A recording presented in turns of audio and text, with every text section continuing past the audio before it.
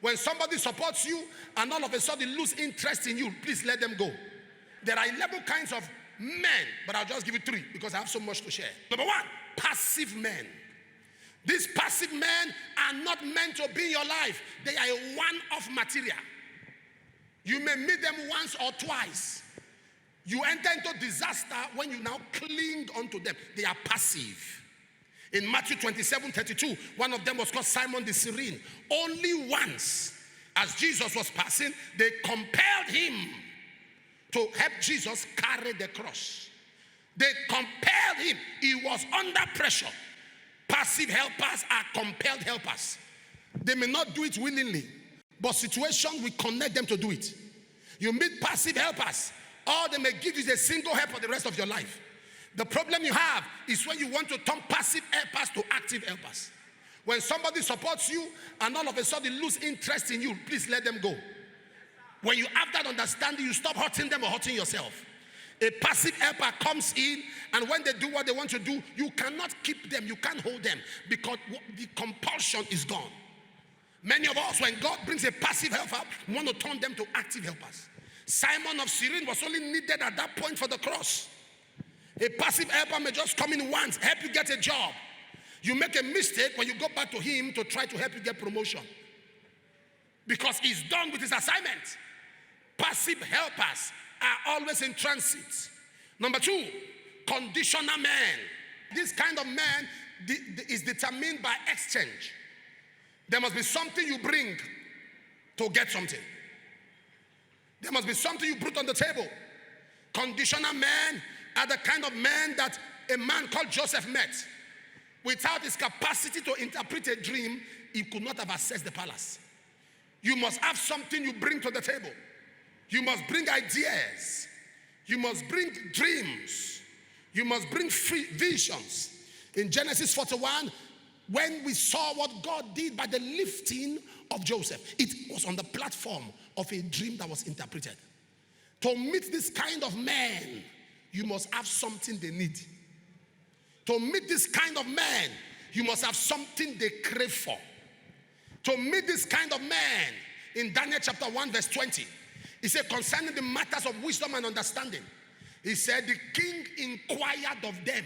He found them 10 times better.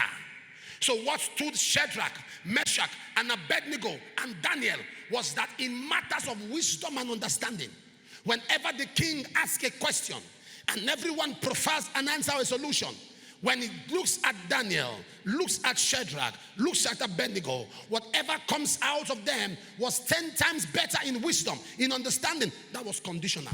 Where your supply stops is where such help stops. The 3rd kind of men are customized men. Customized men have no business whether you have anything to offer. Customized men do not care what you bring, as it were, to the table. Customized men are men who are sent by God. In Genesis chapter 2, I believe verse 18 or so, he said, it's not good for man to be alone. I will send him a helpmate. A helpmate. I like the New International Version. The New International Version, the NIV puts it better. You have the NIV here. It says, NIV, Genesis 2:18. It puts it clearly. Help that is meant. That's a customized man. A man called David had one like that. When he died, the man continued helping his son. In 1 Kings chapter 5 and verse 1. When David died, the Bible says a man called King Hiram came to Solomon. When he met Solomon, 1 Kings chapter 5 verse 1, and Hiram king of Tyre sent his servants unto Solomon, for he had heard they anointed him king in the room of his father. For Hiram was ever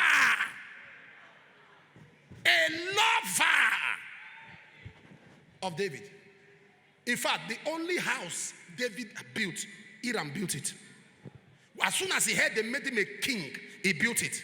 As soon as he heard that Solomon became a king, he went there. I'll show you what he gave to Solomon. If you read 2 Samuel chapter 5 verse 11, you will see what Hiram did. Hiram was a lover. And Hiram, king of Tyre, sent messengers to David and cedars and carpenters, cedar trees and carpenters and masons. And they built David what? Hiram was a customized man in the life of David.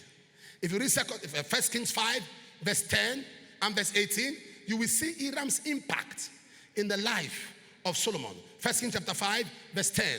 And Hiram, this is a man that helped the father. The father was dead, he continued with the son. And so Hiram gave Solomon cedar trees, fair trees, and according to all Solomon, now this was for Solomon. When Solomon wanted to build the temple, Solomon's temple is the most expensive temple or expensive single property ever built in the history of the world. The pillars are gold. Everything is gold. Not gold plated. Gold. Raw gold. Raw gold. In verse 18 of 1 Kings chapter 5, Hiram sent his men to join Solomon's men. And Solomon's builder and Hiram's builder did hew them and stone quarters. So they prepared timber and stone to build. This is a customized man. This is somebody that God brings into your life. And you are asking yourself, why are they favoring me? The things that they do for you, you don't deserve it. But it is because God has planted them. It is possible it happens. God can bring men into your life who don't care about anything people say. Who don't care about what people say about you.